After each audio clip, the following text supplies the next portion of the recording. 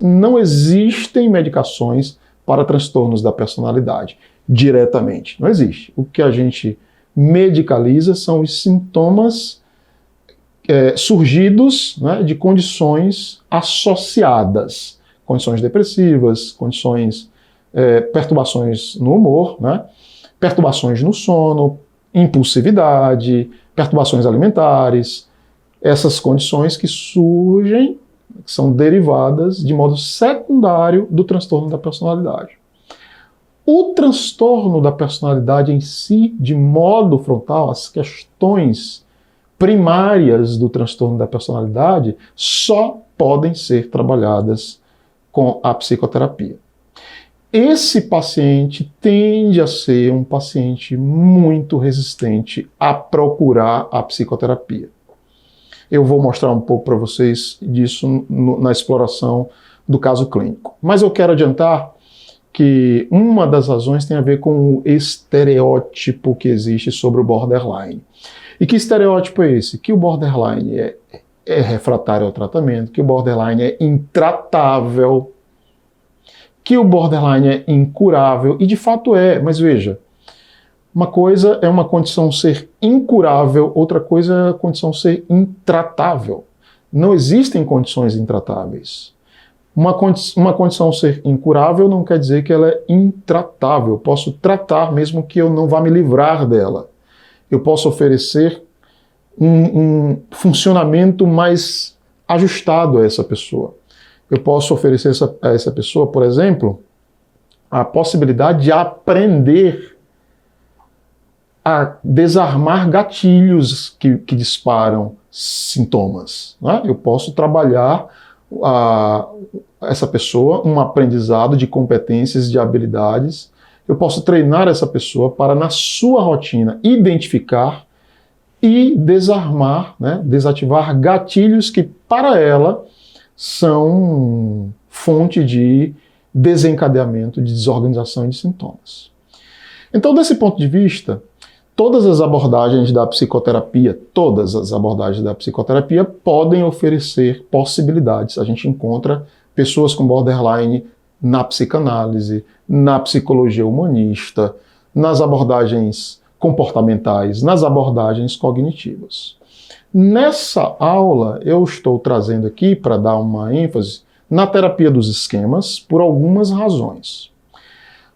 Que a terapia dos esquemas, que é uma terapia de natureza cognitiva, né? Ela está ali no campo das psicoterapias cognitivas. Por que razão? Primeiro, porque a terapia dos esquemas, de um modo geral, ela foi pensada pelo Jeffrey Young como uma terapia para tratar os transtornos da personalidade.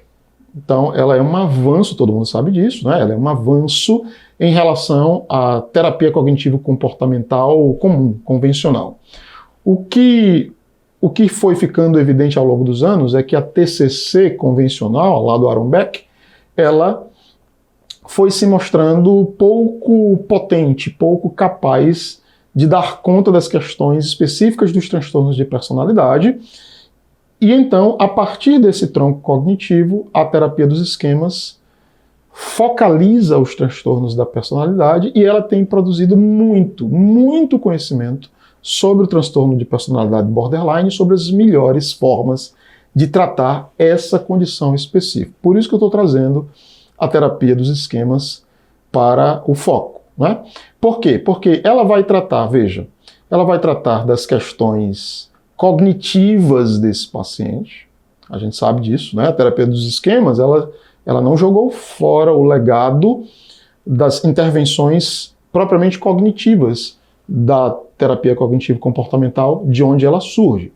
Então, ela vai proporcionar um treino cognitivo, um domínio melhor das cognições desse paciente, e ela vai tocar também nas questões propriamente afetivas, porque a gente sabe que o axioma fundamental da terapia dos esquemas é que o comportamento, os modos de funcionamento disfuncionais do adulto são respostas às carências afetivas da infância.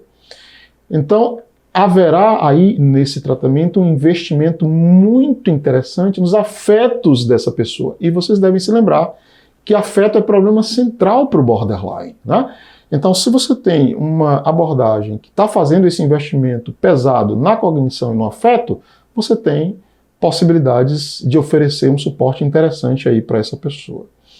E uma outra e última razão é que a terapia dos esquemas, ela é uma abordagem de caráter integrativo. Isso é muito interessante, porque ela vai transbordar as barreiras do campo cognitivo para dialogar com outras perspectivas. Então, com a própria perspectiva psicanalítica, abordando a questão do funcionamento do inconsciente, das questões inconscientes desse paciente, vai dialogar com o legado comportamental, que tem a ver, sobretudo, com a leitura do ambiente em que essa pessoa com borderline vive,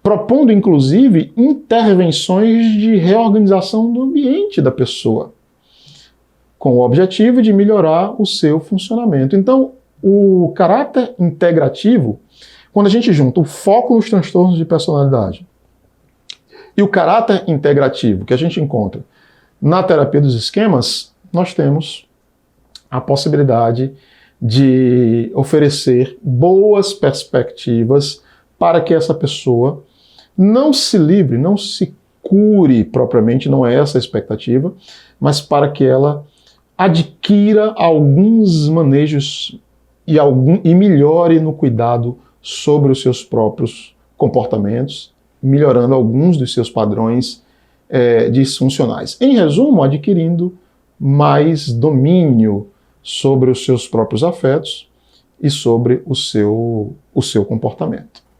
Certo?